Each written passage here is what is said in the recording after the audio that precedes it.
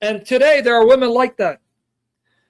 They've been used and abused and been through so many men, and they feel like, you know what? This is the best I can do. A guy that will not honor me and marry me formally, but will live with me and shack up with me. And Jesus says, no, you're better than that.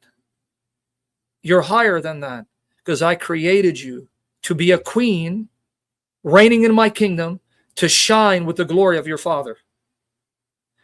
But I'm going to go a little deeper. Okay, you see that right there, right? I'm going to go a little deeper. Jesus is fulfilling a promise made to Samaria. Okay, don't take my word for it. You can use Sheikh Google, but if you read from 1 Kings chapter 13 onwards, at the time of Rehoboam, the son of Solomon, God divided the kingdom into two. Jeroboam, a servant of Solomon, rose up against Rehoboam. He then gathered 9.5 tribes. You can round out, say 10 tribes. They followed him. And that started the Northern Kingdom in Samaria. And Samaria was the capital of the Northern Kingdom, Israel. About 2.5 tribes remained faithful to the son of David, Rehoboam. And the capital of the Davidic Empire kingdom was Jerusalem, Judah. That's called the Southern Kingdom. Okay? So, now the kingdom has been broken. The monarchy is broken. Northern Kingdom, Samaria, Israel. Southern Kingdom, Jerusalem, Judah. Now, in the 8th century, 700s, the king of Assyria, my ancestors, right? The Assyrian Empire attacked Samaria, 8th century, 700s. Okay, I want you to listen to this. 700 years before our Lord. Took the 9.5 tribes, deported them, mixed them in with 5 nations, and that created the Samaritans. So Israel as a kingdom ceased to be in the 8th century. There was no more Northern Kingdom. I need you to listen. No more. But now the Southern Kingdom remained. Judah, Jerusalem, because God swore that the throne of David would not be destroyed. But then in the 6th century, it actually started a little earlier, around 604 BC, King Nebuchadnezzar attacked Judah, deported a group of Jews to Babylon. He did it a second time, 597 BC. Then in 586 BC, Nebuchadnezzar sent Nebuzaradan, or Zaradan, the commander of his army, into Jerusalem, burned it and the temple. But God did not wipe out the southern kingdom. Meaning, though he destroyed Judah and Jerusalem, he raised up Cyrus to set the Jews free, and the Jews returned back again to Jerusalem and Judah. But the northern kingdom, pretty much gone. Those people that made up the northern kingdom mixed in with 5 nations, created Samaritans. Now, mind you, many Israelites from the 12 tribes still survive. Okay? Yep, 722. Mind you, not every Israelite from the 9.5 tribes vanished. Many of them would have fled. Many of them still remain Israelites, but then they would have been incorporated into the southern kingdom. How do I know that the 9.5 tribes did not vanish completely, but many of them survived, but then they would have migrated and became part of the southern kingdom? How do I know that? You guys know how I know that? How do I know that? Here's how I know it. Watch here. James 1:1. James, a slave of God, of Lord Jesus Christ, to the 12 tribes or in the dispersion, greetings. That's how I know it. See that? That's how I know it. Rumble, you see that? And then you're even told the tribes of some of them. All right?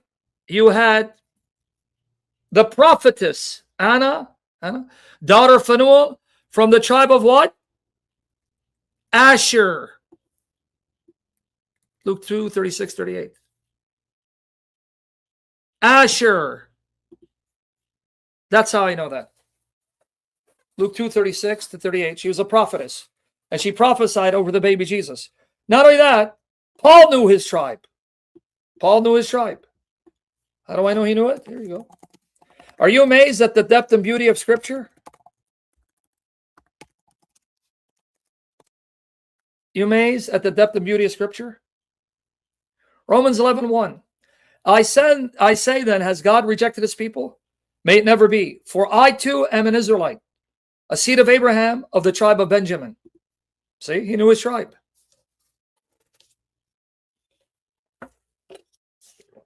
See that? Philippians 3:5. Circumcised on the 8th day of the nation of Israel, of the tribe of Benjamin, a Hebrew of Hebrews, as the law of Pharisee. So there were still survivors. You love that J-Flow Jiu-Jitsu? Are you guys being blown away with the depth and richness and beauty of your Bible? Honestly? If you are, then I'm fulfilling my duty. I'm doing my job. If the Spirit works through me and you're falling in love with the Bible and seeing how miraculous and all of the Bible, and you're falling more in love with the God of the Bible, clinging more desperately to Jesus, I have accomplished my task. That's why I'm here. I don't want you to idolize me, and I know you won't. You're going to pray for me. God, heal me of my spiritual, emotional, psychological, physical sickness. I don't fall in scandal. I don't shame the Lord. God has entered me over. That I die loving Jesus so I can rest and live with Jesus forever. No more pain, no more suffering for me, no more disease, no more sin. I want to rest. I want to rest with my Lord. I want to be at peace so I can live forever and have perfect relationships. So I'm your servant, your brother. Okay?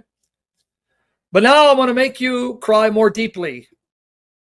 In fact, I'm thinking about to cry. Now, I had mentioned this, but he left me in the dark and suspense. And I will do Sirach tomorrow. I'm not going to get into Sirach because we're close to the 2-hour mark. I'll just retitle it. I love you guys. I may hurt you and cause you stumble. Believe me when I say I love you guys. Because of you coming, that gives me an opportunity to seek the Spirit to come and teach you. If you're not here, all of this information would be bottled in me. I love you guys who are sincere. Quality over quantity. May you remain faithful to Jesus. And I pray I finish the race because, brothers, sisters, we will live together forever. We will be together. Death will not separate us. We will live forever and we'll be in perfect bodies, no more sin. And then we can enjoy each other. I do love you guys. I do. It is an honor for me to be used by the Spirit to serve you. I am your slave for the sake of Jesus. Now, I heard this on a program, EWTN. Scott Hahn mentioned what Jesus, John 4, was to fulfill a covenant, a promise. He left me in suspense, didn't tell me where he got it from, and for years I kept killing myself to find it. Finally, one day, out of nowhere, I found it. I'm going to share some with you. I finally found it. He didn't tell me where, but he planted the seed. That's how we learn. That's how we learn. Now, Marion, Rumble, get ready to start bawling, especially you, Marion. Jesus makes grown men cry. Women cry naturally, but grown men, we're tough. We don't cry. Jesus makes grown men cry like babies because he's beautiful. All right, I want you to catch something. Hosea, God talks about Samaria being destroyed and Judah also being punished. In Hosea 2, he talks about Ephraim, Samaria. Samaria. What's Samaria? Northern Kingdom, from which we get the Samaritans. I want you to see something. When God sent the Assyrians, my ancestors, I want you to count. God makes a promise to them. I want you to count. The king of Assyria mixes them with 5 nations. Count with me. And the king of Assyria brought men from Babylon and from Cutha and from Ava, from Hamath, Sepharvaim, settled them in the cities of Samaria, in the place of the sons of Israel. So they possessed Samaria and lived in the cities. Now count. Babylon, 1. Cutha, 2. You guys should remember this. Ava, 3. Hamath, 4. Sepharvaim, 5. Israel became wedded to 5 nations, creating the Samaritans.